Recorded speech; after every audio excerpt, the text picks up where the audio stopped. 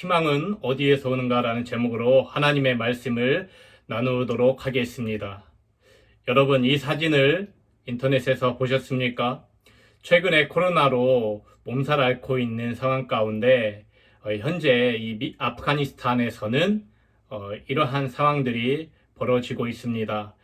2001년 9.11 테러 이후에 20년 동안 미군이 아프가니스탄에 주둔하다가 미군이 철수하자 탈레반이 세력을 넓혀가면서 결국에는 이 아프가니스탄의 수도인 카불까지 점령하게 되는 사태가 벌어졌습니다. 이로 인해서 아프가니스탄 대통령은 해외로 도피를 했고 외국인들마저 추방당해야 되고 또 도망 나와야 되는 그런 상황 가운데 처했습니다.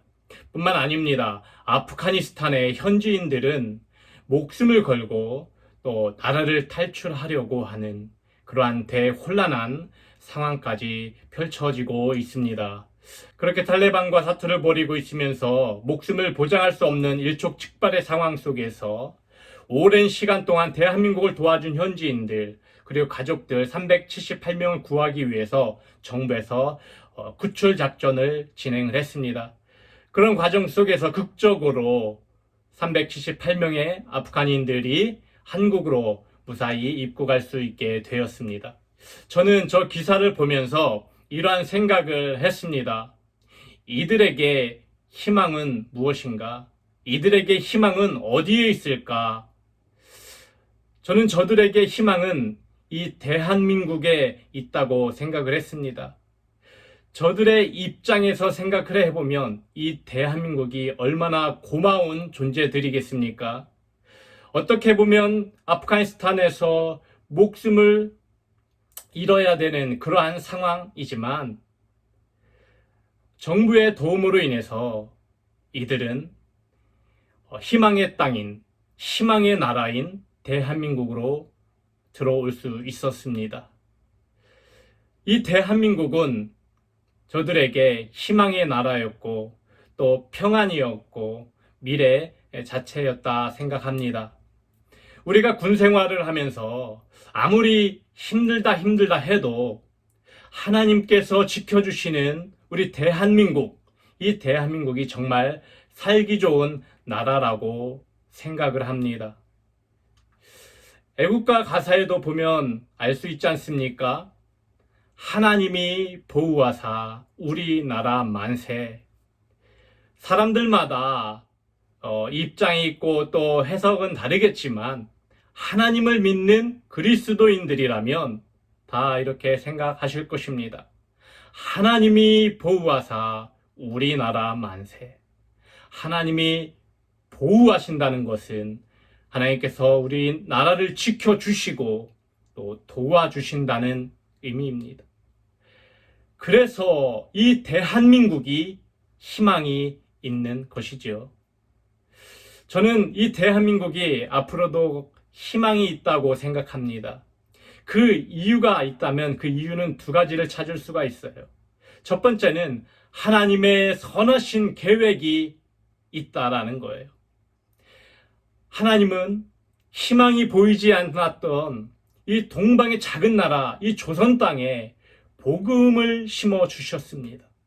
그 결과 신실한 그리스도인들이 많이 생겨났고 또한 미국 다음으로 많은 선교사들을 파송하는 대한민국 국가가 되었습니다.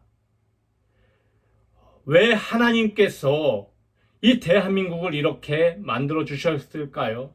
이것은 하나님께서 대한민국을 향하신 계획이 있다라는 것을 우리는 알 수 있습니다. 지금도 우리 주변의 나라들은 하나님을 알지 못합니다. 하나님을 믿지 못합니다. 믿고 싶어도 믿지 못하는 저런 북한 땅에 많은 사람들이 있습니다.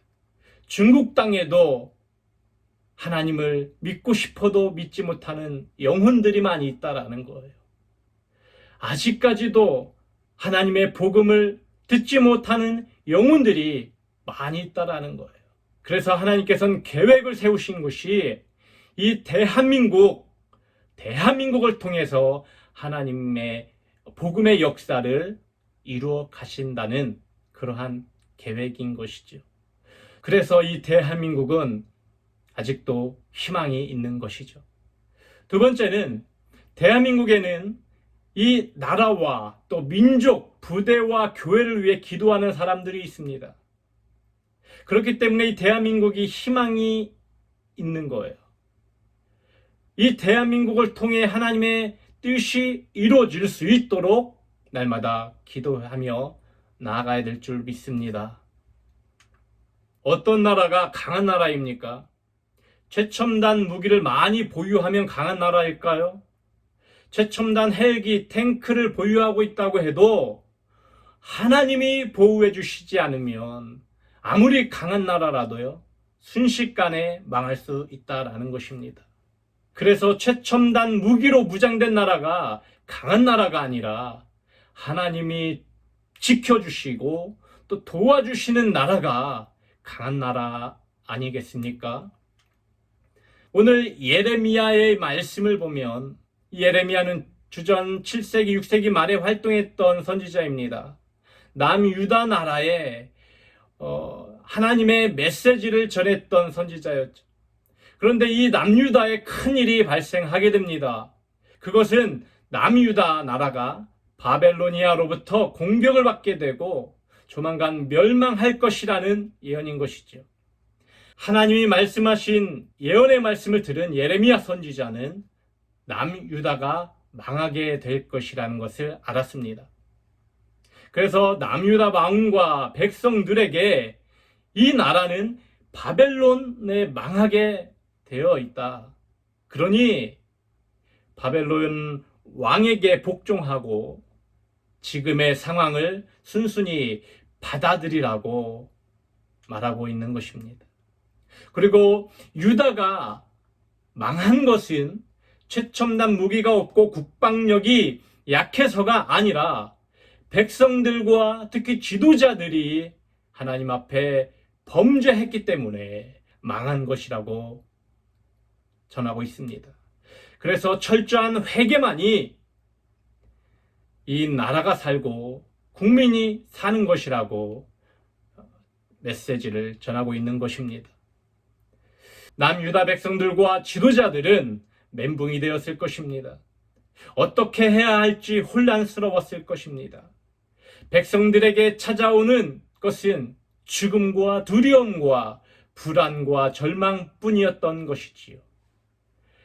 두려움 속에 절망 속에 떨고 있는 이 유다 백성들에게 예레미야 선지자는 하나님의 구원의 메시지를 전하게 되는데요. 오늘 본문의 말씀 예레미야서 29장 11절의 말씀 다 같이 읽겠습니다. 여호와의 말씀이니라 너희를 향한 나의 생각을 내가 아나니 평안이요 재앙이 아니니라 너희에게 미래와 희망을 주는 것이니라. 아멘. 이것이 하나님의 마음이지요. 하나님은 절대 하나님의 백성들을 포기하지 않으십니다. 하나님은 고아처럼 내버려 두지도 않으십니다. 우리가 믿는 신실하신 하나님은 그러한 하나님이신 겁니다. 하나님은 남유다 백성들에게 재앙을 내리고 죽이고 멸망시키는 것이 목적이 아닙니다. 백성들에게 평안을 주고 미래와 희망을 주는 것이 목적인 것이죠. 여러분, 지금 현재 순간이 힘드십니까? 코로나로 불안하고 내 자신의 상황이 너무 고통스럽고 절망적인 상황이십니까? 그렇다면 온 세상의 희망이신 예수 그리스도 그 주님을 만나시고 붙드시길 주님의 이름으로 축복합니다. 왜 우리가 코로나와 또 미래에 대한 불안함 속에서도 미래를 꿈꾸고 또 희망을 가져야 할까요? 그것은 첫 번째로 하나님은 여러분을 향한 계획이기 때문에 그렇습니다. 너희를 향한 나의 생각을 내가 아나니 주님의 생각이 중요한 것이죠. 주님은 다 생각이 있으십니다. 여러분을 향한 계획이 다 있으십니다. 할렐루야. 대한민국을 향한 계획이 다 있으신 거예요. 여러분, 우리 인간의 계획은요, 한계가 있습니다. 창세기 6장 5절에 보니까 노아 시대 때 살았던 사람들의 죄악이 세상에 가득했고, 또 그들이 마음으로 생각하는 모든 생각과 계획들이 항상 악하다고 기록하고 있습니다. 인간은 내가 계획한 대로 되지 않으면 안 된다라고 생각을 합니다. 그래서 때로는 화가 나게 되고, 계획대로 안 되면 감정이 흔들리고 이성을 잃어버리는 경우가 종종 있게 되죠. 그래서 회사나 군생활 속에서 보면 상관들이 계획대로 진행되지 않을 때 화를 내는 경우가 종종 있지 않습니까? 또한 그 어떠한 일들을, 계획들을 진행하기 위해서 관계를 깨트려 버리는 그런 상황들도 벌어지게 되죠. 무조건 자기의 계획대로 이루어져야만 된다는 그런 생각은 잘못된 것이지요. 계획대로 잘 되지 않을 때도 있습니다. 여러분, 그때 어떻게 해야 됩니까? 하나님 앞에 기도해야 되죠. 하나님의 선하신 인도하심을 따라야 하지 않겠습니까? 그래서 하나님이 함께 하시지 않는 계획은 의미가 없는 것이죠. 그러나 주님의 계획은 선하십니다. 잠언 19장 21절에 보니까 사람의 마음에는 많은 계획이 있어도 오직 여호와의 뜻만이 완전히 서리라. 아멘. 여러분, 여호와의 뜻, 하나님의 계획만이 완전한 것이지요. 우리는 아무리 힘들어도요, 하나님의 계획을 믿고 나아가야 됩니다. 절대 희망을 갖고 나아가야 될 줄 믿습니다. 저와 여러분들이 그런 복된 인생 되시길 축복합니다. 그리고 두 번째, 주님께 희망을 가져야 하는 이유, 그것은 하나님께 기도하면 응답받을 수 있기 때문이죠. 여러분, 우리는 주님께 기도하면 응답받을 수 있습니다. 12절 13절에 보니까 우리가 하나님께 부르짖으면, 또 기도하면 하나님께서 그 기도를 들어주실 것이고, 하나님께서는 그 기도하는 자를 만나 주시겠다 말씀하십니다. 당시 유다 사람들은 바벨론에서 하나님의 훈련을 받아야만 했습니다. 그 훈련은 순종의 훈련이었습니다. 또 기도의 훈련이었던 것이죠. 고통 가운데, 절망 가운데서도, 그 상황 속에서도 하나님을 찾고 하나님께 부르짖는 그러한 자를 하나님은 만나 주시겠다라는 것이죠. 여러분, 다니엘을 잘 아시죠? 예레미야 선지자와 동시대의 사람이었습니다. 1차 포로 때 끌려갔는데요. 다니엘은 이방 나라 바벨론에서도 하나님을 신실하게 섬기면서 느부갓네살 왕을 섬겼던 사람이었습니다. 그러나 그는 절대 타협하지 않은 것이 있었는데, 그것은 바로 신앙이었습니다. 하나님을 섬기는 것이었죠. 그는 신상 앞에 절하는 것을 거부했습니다. 그래서 불못불에 들어가야 되는 그런 상황 속에서도 목숨 걸고 하나님께 기도하고, 또 사자굴에 들어가는 상황 속에서도 끝까지 믿음을 지키며 하나님 앞에 기도했던 사람입니다. 우리가 잘 알듯이 다니엘은 하루에 3번씩 예루살렘을 향하여 기도하는 그런 기도의 사람이었습니다. 다니엘은 하나님은 살아계신다, 하나님께 부르짖으면, 기도하면 하나님께서 들으시고 만나 주실 것이다, 그런 확신이 있었던 사람이었습니다. 사랑하는 여러분, 여러분의 삶에, 또한 군 생활에 희망이 안 보입니까? 하나님의 선하신 계획을 믿고 나아가십시오. 지금 상황이 절망적인가요? 하나님께 간절히 기도하셔서 하나님을 만나시길 축복합니다. 그리하면 희망이 보일 거예요. 희망의 주님을 만나게 될 것입니다. 오늘 말씀의 제목, 희망은 어디에서 오는가? 바로 예수 그리스도입니다. 예수님의 선하신 계획을 믿으시고 또한 날마다 주님께 기도하시고 삶 가운데 날마다 주님을 만나는 은혜와 축복이 있기를 간절히 기도합니다. 다 같이 기도하겠습니다.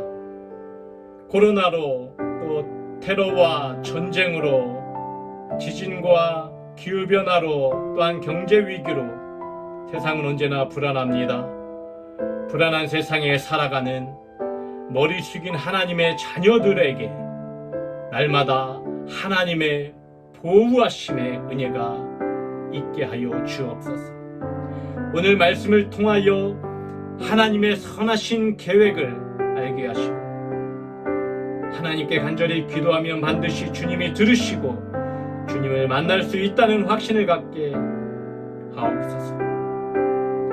감사하며 또 믿음으로 나아갈 때 어떤 환경에 흔들리지 않고 상황에 절망하지 않고 참 희망 되시는 예수 그리스도만을 생각하며 살아가는 하나님의 귀한 자녀, 복된 자녀들 되게 하여 주시옵소서. 지금은 우리의 유일한 희망 되시는 예수 그리스도의 은혜와 하나님 아버지의 극진하신 사랑과 성령의 감화 감동 내주 역사 교통하심의 은혜가 어떠한 절망과 불안한 상황 속에서도 하나님의 선하신 계획을 믿고 날마다 주님께 간구함으로써 우리의 참 희망 되시는 주님을 위해 믿음으로 살아갈 것을 다짐하고 결단하는 하나님의 자녀들 머리 위에 도갈렙교회, 여호수아교회, 반석교회, 또 부대와 한국교회와 이 나라와 민족 위에 지금부터 영원토록 함께 하시기를 주 예수 그리스도의 이름으로 축원하옵나이다. 아멘.